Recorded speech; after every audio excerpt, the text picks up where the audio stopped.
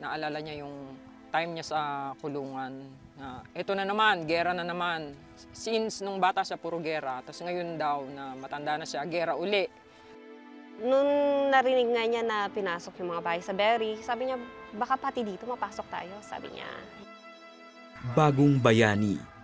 Yan ang turing sa ating mga overseas Filipino workers dahil sa sakripisyo nila para sa magandang kinabukasan ng kanilang pamilya at sa malaking kontribusyon ng kanilang dollar remittances sa pag-unlad ng ekonomiya ng bansa.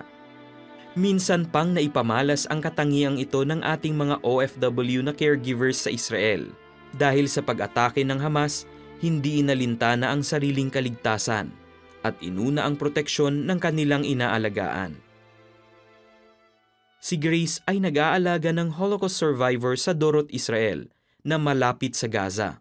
Sa halip na iligtas ang sarili, nanatili sa piling ng kanyang alaga. Yung family ko, pinipilit din naman nila akong umuwi. Oh, bakit pala hindi ka umuwi? Mag-isa siya eh. Hindi ko siya pwedeng iwan kasi attached na siya sa akin. Hindi siya papayag na iba ang mag-alaga sa kanya. Si Ima, napakabait niya.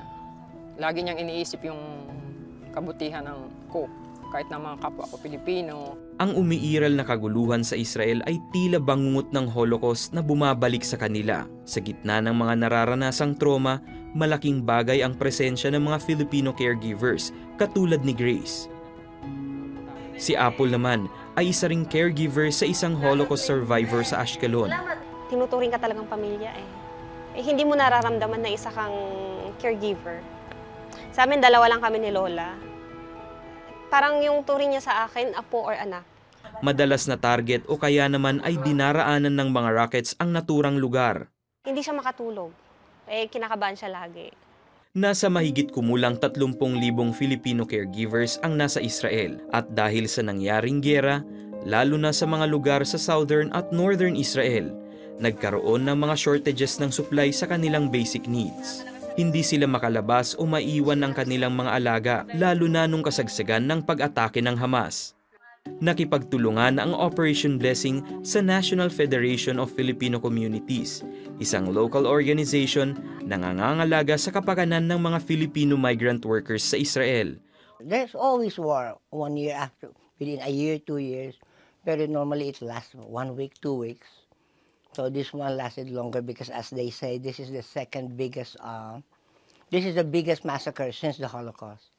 Bago pa lang tayo nagre-recover sa pandemic, and then here comes again the war that took longer, and also the number of rockets that flew in the sky is thousands compared to hundreds before.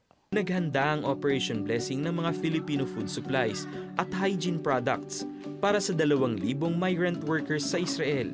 Pumunta ang team sa mga critical areas sa southern hanggang sa northern Israel para abutin ang ating mga kababayan at ilan pang mga migrant workers. Nararamdaman mo yung may mga kababayan ka na nag-aalala sa'yo.